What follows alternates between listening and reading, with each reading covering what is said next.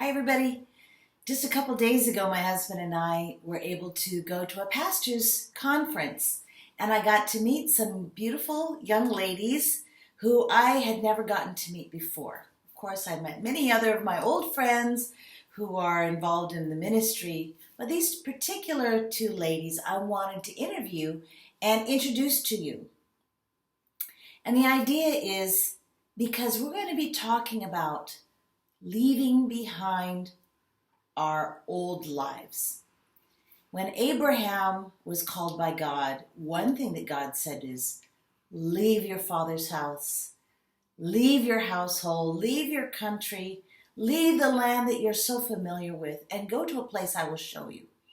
And this is symbolic of every Christian who has to give their life to Jesus, has to leave behind something of their old life. They have to die to their old life. So these two ladies, who both happen to be Filipina, had to leave behind parts of their Filipino culture to be able to truly serve God, to surrender their lives, to die to certain things that were part of their culture. And this happens to everybody. If you're American like me, there are parts of my American culture I've had to die to. I don't live for that. I don't participate in that anymore. And that's not a part of who I am anymore. If you're German, if you're Australian, if you're Korean, if you're African, if you're from any background, every person who decides, I want to live for Jesus, there are parts of their old life that have to die. And that's all a part of becoming a new creature. How can you be born again if the old person is still alive? How can you be renewed and transformed if you keep alive that old part of you, that old person who loves the things of this world? Every culture has great things, but every culture has parts, has aspects that go against the principles of God. So because these two are Filipina, and we have quite a few Filipinos as members of our church, I wanted in particular to interview them. Frances and Mary May. Frances and her husband work in our church in Kuala Lumpur in Malaysia. And Mary May and her husband work in our church in Macau, which is right next to Hong Kong, part of Hong Kong. So both of them have gone through a lot of changes and transformations in their life. But the sacrifices they made to kill those parts of their culture that were not good, they have gained so much more from God. Just like Abraham, God called him, leave behind your family, leave behind your country, leave behind your household. Don't hold on to those things that keep you away from me, is what God was saying to him. Would you be willing to say yes to that? So here is Mary May and Frances. I'm sorry I had to record it in a very busy shopping area and there was a lot of noise, but I think you'll be able to understand and hear what they have to say. Tell me a little bit quickly, and you can even say it in Tagalog, okay? Explain what it was like for you. How did your family react? How difficult was it to give up certain things, everyone expecting things of you, and now you were deciding that you were going to put God first? What was it like first for you? What was it like, Frances? So nung una kong nagdesisyon ako na ibigay yung buhay ko sa Panginoon, masyadong mahirap kasi nag-aaral pa ako, tapos maraming plano, lalong-lalo na sa pamilya ko. Yung plano ko lang is para sa kanila, pumunta na ibang bansa, magpadala ng pera para bigyan sila ng magandang buhay, kasi yun yung akala ko na makakabuti para sa kanila. Pero nung napunta ako sa church at naintindihan ko na hindi ganon yung plano ni God sa buhay ko, at ibinigay ko yung buhay ko sa kanila, binigay ko yung buhay ko kay God, doon ko natutunan na isakripisyo yung plano na yun, na plano ko para sa pamilya ko, at ibigay yun sa Panginoon. Na kahit hindi nila naintindihan nung araw na yun, pero dahil desidido ako na talagang gusto kong ibigay yung buong buhay ko sa Panginoon, kahit ngayon nakikita ko yung pagpapala ng Panginoon sa pamilya ko. Yung magulang ko dati gusto nila na maghiwalay, pero ngayon lagi silang magkasama, si mama at papa.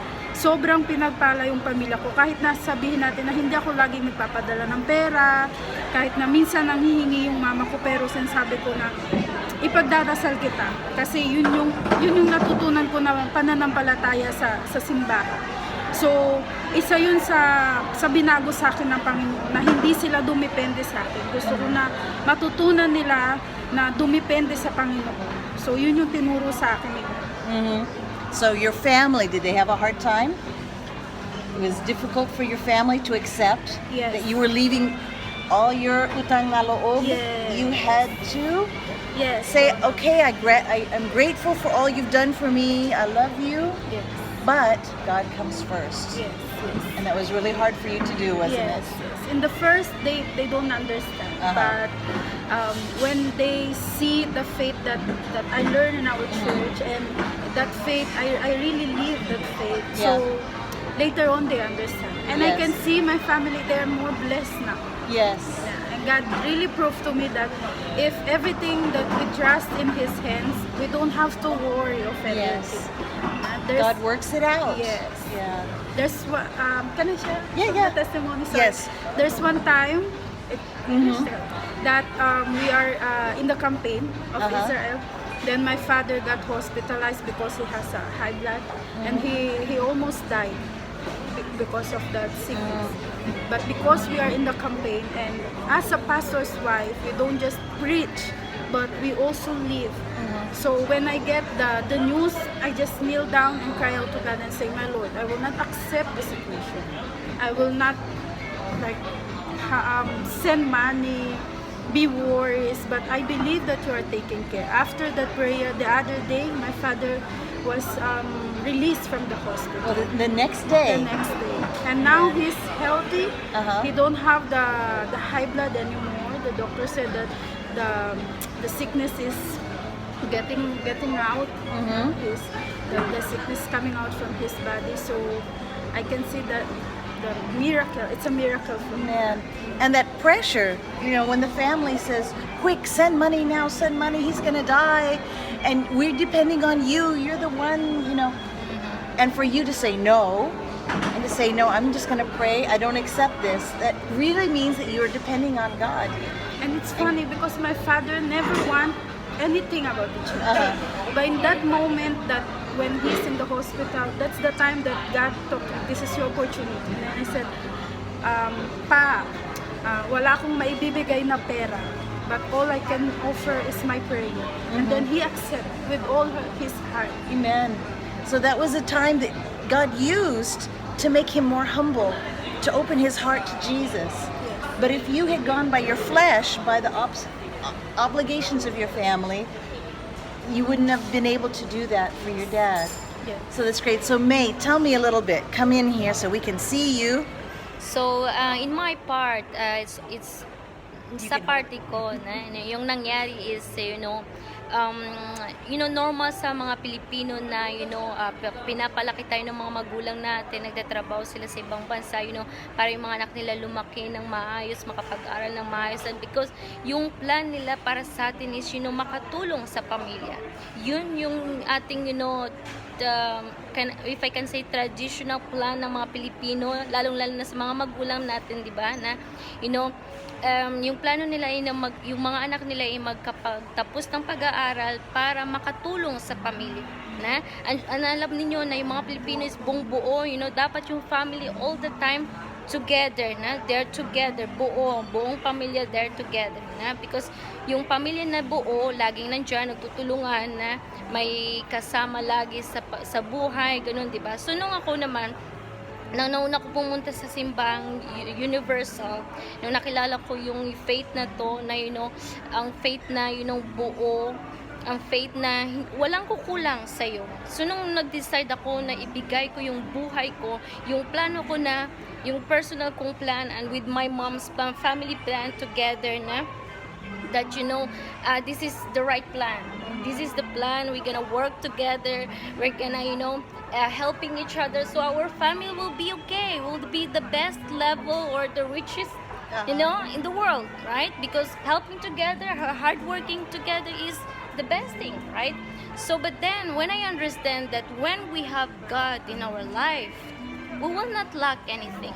And I said, wow, that's different. For us, we thought that a family being together, we won't lack nothing, right? But then when we have God in our life, even you're being alone in your life, working alone, or of course with your family, or if you are married, you're with your husband, you will be complete also. So then when I decided, okay, I'm gonna give my life, because now that I learned God can do more than myself, because our own strength as people is limited, but God's strength, God's powers, God's blessings is unlimited and unmeasurable, like a sky limit, right?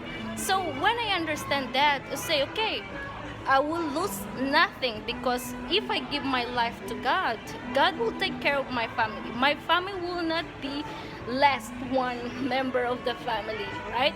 But they were more complete, because God will be there providing them not only financially but spiritually, salvation, their health will be blessed, right? So then But your family didn't understand that, right? Exactly. Then there's a moment. No, God wants a family to be together. We can serve God together. You don't need to stop.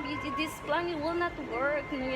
It's not the right plan for you. So then, my mom didn't accept that, because she thinks that it's not the right decision.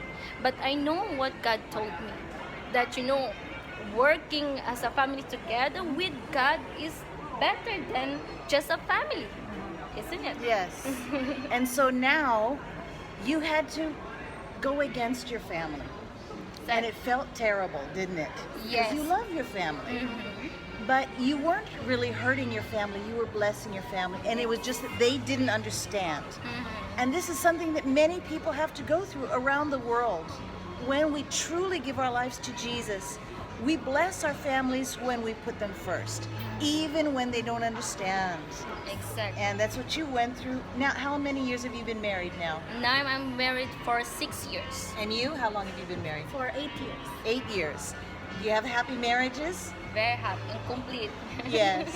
And you keep growing in strength. Growing together. I can see them together with their husbands. They're in love, they're happy, they're strong, they're blessed. And more importantly, they love God. And so that's what blesses them.